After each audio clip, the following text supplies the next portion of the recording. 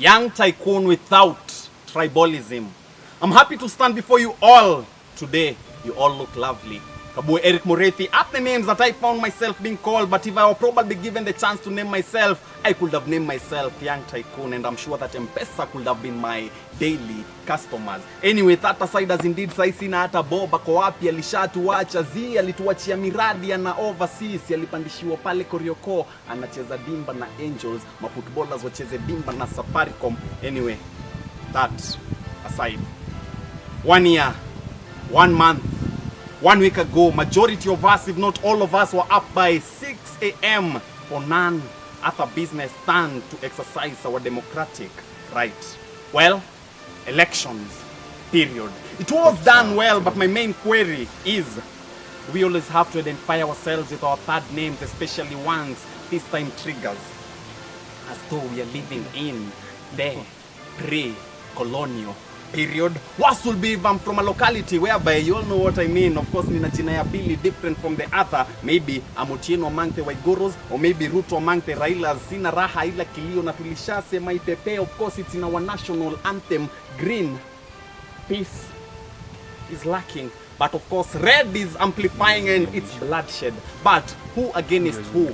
Black against black? Is it because we are living in a man-eat man society? Of course, I as a mama mboga katikati ya, of course, the women who sell fish by the lakeside, Mama Otienos, they will ensure that my kibanda is no longer there. Na mimi kama wakanesa, my workshop of course is going to be turned down into ashes. Maybe some places where the national anthem could be Uhuru, Ruto, Tano, Tena. Tutezaje pata maendeleo chap ikiwa yaliondwele sipite? Of course, if I'm wrong, I beg to be corrected, but remember, death stinks.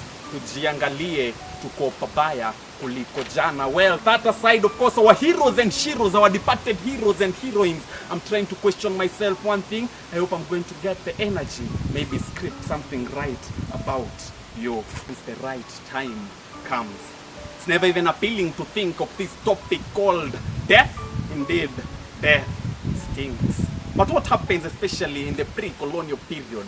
It was black versus white, but now it's black against black, and I believe that change is going to come once we all sing in a common solidarity of my neighbor, my responsibility, and not my neighbor, my tribe. Well, it's also possible if we elect leaders by their values and not by their second name, or rather by the amount of wealth that they have. Indeed, this is because leadership, or rather authority, is God-given. Further, in case tuwapate with the issues of corruption na unasema they are not corrupt, inaweza penda tufuate mfano wa Biblia. We throw them in the lion's den if they are innocent. Of course, hawezi kuliwa. Kumbuka Danny Brown anafanya na Simba in Simba, si wakali wao waache ujinga kutupimanisha ngoma. That's why nawaambia kitu moja, if you're really innocent, just stand in front of the law. We thank God. Main story ni noti, kinoti na wanoti, wale wanoti wenye wanajaribu kuficha koti. Hizo manoti kwa koti, by the end wanafikishwa kwa koti, na wale wenye wana bahati wanaweza ziweka kwa koti. Well, you also know that this has some link with freedom. You all know that it never came easy. Is it in our midst? Is it lacking? If it's there, what has to be done? If it's not there, what needs to be done? But turn to your neighbor. You all know that as a normal, ordinary Kenyan, I don't choose who my neighbor is, but I'm trying to wonder why once the election period comes, I have to think of my neighbor. Is it because of some external force, kigeugeu, maybe akiwa CBD, starehe kama amekaa, akama nipatie 200, forgetting that I have a wife na watoto wawili. By the time nafika home, siwezi buy skari, chumvi na chai, kwa sababu nitakuwa naona 2. Why lie? Still the same force isn't at peace. As indeed, I'm richer than my neighbor, yet we are both in the slums. Is it because tushafuata Nyashinski na hadi bags za sadaka tunapitisha kwa club? Well, nataka nirudi nichunguze kuhusu my roots, hoping that sitamalizwa, silensiwa, tunajua ukiweza jaribu kutamka wajinga nyinyi, not unless when mjinga. Before that, this is an external force brought by the rich. Before that, what's the opposite of rich? Poor. You know what?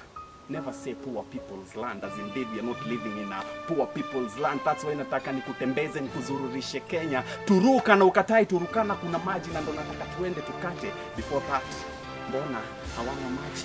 Ulakini ni ati kuna maji na hadi kuna mafuta, pata tujui mafuta inaendanga wapi? Yet hawana hadi magari, na wenye wana magari wanakaa maisha ghali. Yet say that Turkana is ours. Still, blood stinks.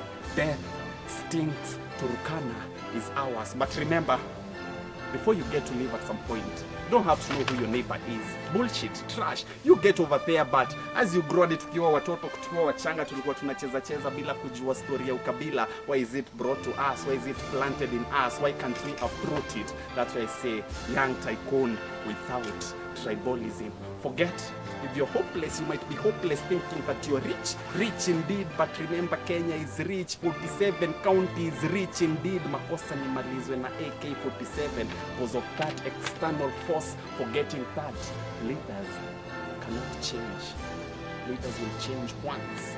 We change. Wajinga nyingi.